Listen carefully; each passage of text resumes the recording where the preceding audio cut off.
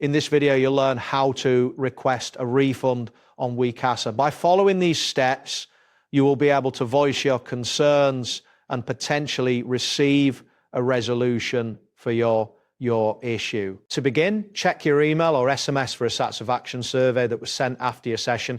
This survey will contain questions designed to gather your feedback, and it is essential for the refund process. Once you locate the survey, open it to start providing your responses. Fill out the survey with detailed feedback about your concerns. It is important to be specific regarding what aspects did not meet your expectations. Clear and thorough explanations will help the Wecasa team understand your situation better. Next, you will need to provide evidence to support your refund request. This can include photos or written details that illustrate your concerns.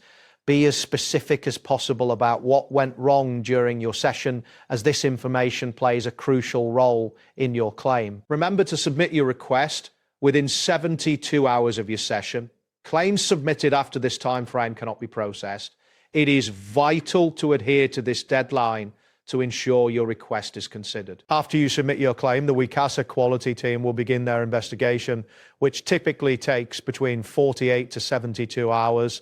During this time, they will contact your professional to gather more information regarding your case. This review process is essential for making an informed decision. Finally, you will receive a resolution via email. Make sure to check your inbox and your spam folder for this response. The solutions offered may include refunds, credits, or other forms of compensation. Keep in mind that if your session was completed, it typically cannot result in a refund, which is an important consideration. That wraps up today's guide.